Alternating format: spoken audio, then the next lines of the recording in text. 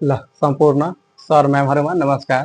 आजको क्लासमा म चैप्टर सिकाइबाट केही जानकारी लिएर आएको छु। अनि सिकाइको बारेमा विभिन्न शिक्षक सेवा आयोग, अध्यापन अनुमति पत्र, शिक्षण लाइसेन्सहरुमा यसबाट सोध्ने गरिन्छन्। अनि सिकाइ चैप्टरबाट लिएर आएको छु। सबभन्दा पहिला बुझ्नुपर्छ के सिकाइ भनेको के हो, सिकाइ कसलाई भनिन्छन्। सिकाइ भनेको के हो, कुनै पनि प्राणीमा भएको सकारात्मक थाई परिवर्तनलाई के भन्छन्, सिकाइ भनिन्छ। सिकाइ भनेको के हो, कुनै पनि प्राणीमा भएको सकारात्मक थाई परिवर्तनलाई नै सिकाइ भनिन्छन्।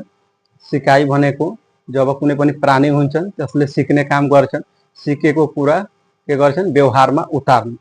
जब सिकेको हुन्छन् कुनै पनि वस्तु, कुनै पनि सिपहरु त्यसलाई के गर्ने व्यवहारमा उतार्ने। व्यवहारमा जबसम्म उतार्न सक्दैन अनि व्यवहार परिवर्तन गर्न सक्दैन त्यो सिकाइ त्यसलाई मान्दैन। अनि सिकाइ भनेको के हुन्छन् व्यवहारमा उतार्नु, व्यवहारलाई परिवर्तन गर्नु, त्यसलाई के भन्छन् सिकाइ भनिन्छन्।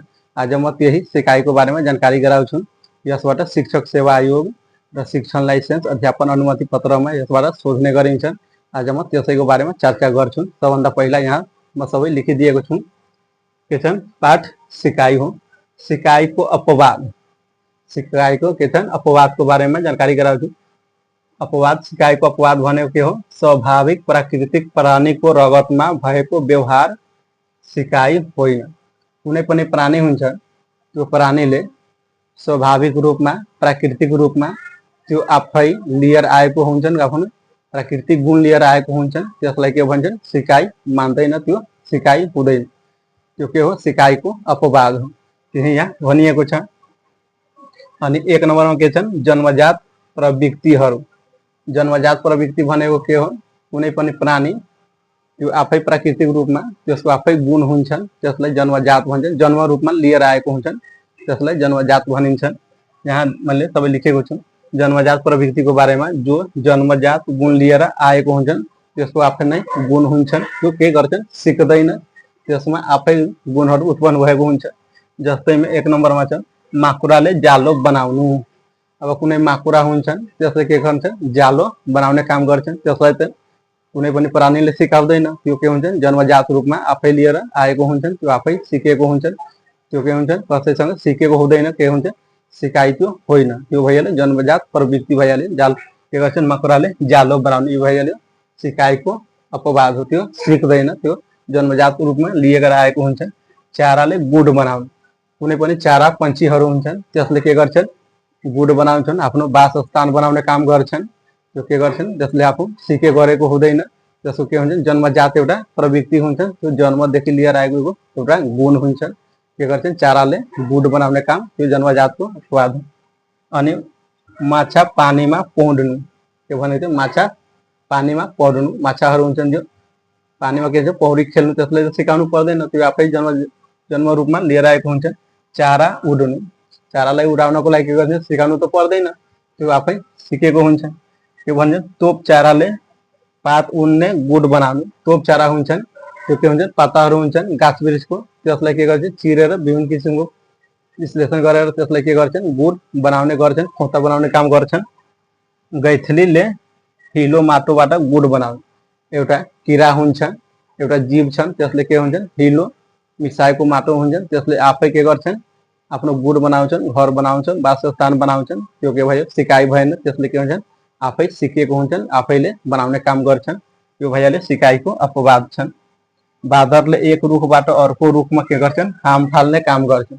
अब बाँदरहरू हुन्छन् त्यो एक रुखबाट अर्को रुखमा के गर्छन् हाम फाल्ने गर्छन्, कुद्ने गर्छन् र हिँड्ने गर्छन्, त्यसलाई के गर्नु सिकाउनु त पर्दैन, त्यो आफै के हुन्छन् जन्मजात रूपमा सिकेको हुन्छन्। त्यो गुण के हो सिकाइको अपवाद हो, यसलाई के भन्छन् सिकाइको अपवाद। यो सबै के हुन्छन् प्राणीले, यो सबैको व्यवहार के हुन्छ प्राणीको रगतमा त्यसको सबै गुणहरू आएको हुन्छन्। यो भइहाल्यो के सिकाइको अपवादको बारेमा।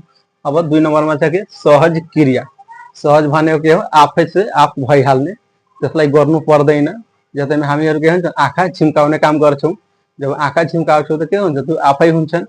अब केहुनीहरू हुन्छ कि कविकाल फुर्फुराउने हुन्छन्, बज्ने गर्छन्, त्यो के हो सिकाइको सहज क्रिया हो, आफै भइहाल्छ। त्यहाँ दिएको छन् आँखा झिम्काउनु, के हो सिकाइको प्रक्रिया हो, सिकाइ त्यसले त गरेको हुँदैन, आपसे आप के हुन्छन् भइहाल्छन् के हुन्छ सहज क्रिया भनेको के आपसे आफू भइहाल्ने त्यसलाई गर्नु पर्दैन जस्तो समय हुन्छन् त्यो के हुन्छ आफै भइहाल्छ सिकाइको आँखा झिम्काउनु घुँडा कुहिने खुम्च्याउनु अब घुँडा हुन्छन् पाखुराहरू हुन्छन् त्यो के हुन्छन् खुम्च्याउने काम गर्छौ हिँड्ने काम गर्छौ यो सबै के हो सहज क्रिया हो शरीर फुरफुराउनु शरीरमा कभी काल के हुन्छ मांसपेशीहरू हुन्छन् त्यो के हुन्छन् हल्ने काम गर्छन् जस्तै हैन कम्पन हुने काम गर्छन् शरीरहरूमा त्यो के हुन्छ कहिलेकाहीँ के हुन्छन् त्यो कम्पन हुने काम गर्छन् त्यो भइहाल्यो शरीर फुरफुराउने अनि हातले समात्नु मानव अब मानव कहाँ कुनै पनि ठाउँमा जाँदाखेरि गिर्ने लड्ने जस्ता अवस्था हुन्छन् त्यहाँ के हुन्छन्